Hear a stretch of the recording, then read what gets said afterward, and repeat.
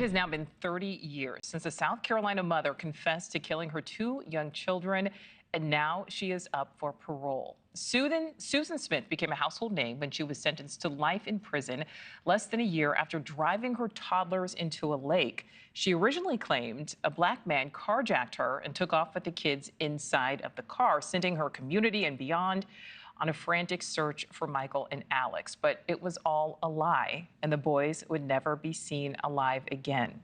Now, 30 years later, she has her eyes set on freedom, but there's a lot of opposition to her potential release, including from her ex-husband, David Smith.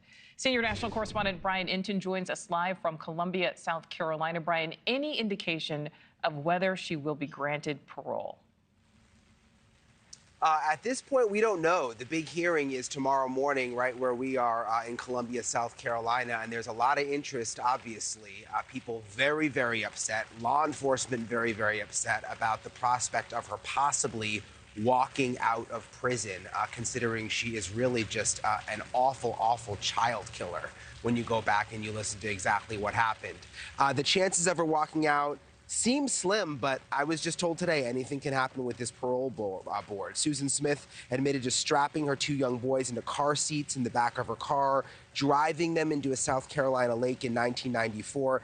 The case, it gripped the nation. Everybody was interested in what was going on because Smith initially lied and said a black man, carjacked her and took off with her kids, leading to a massive manhunt. She went on national TV every day for 9 days, begging for someone to turn her kids over. Take a listen to these lies, Nichole.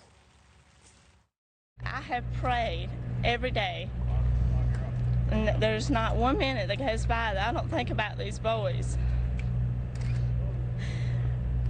And I have prayed that whoever has them, that the Lord would let him realize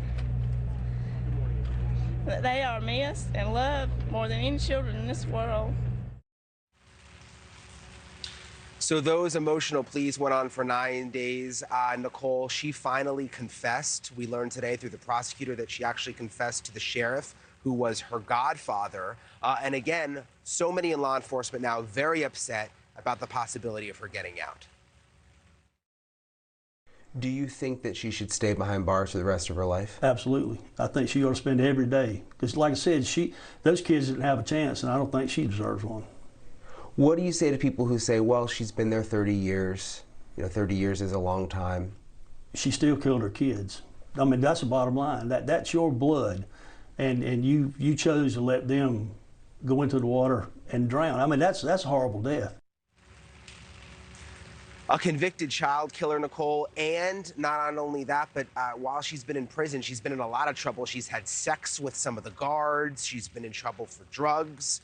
So she hasn't had a good record. We'll have to see what the parole board decides tomorrow morning. Yeah, Nichole? We'll see what happens tomorrow. Right, Brian Inton live for us there. Thank you. Thanks for watching. Go to joinnn.com to find News Nation on your screen. And don't forget to click the red subscribe button below to get more of News Nation's fact-driven, unbiased coverage.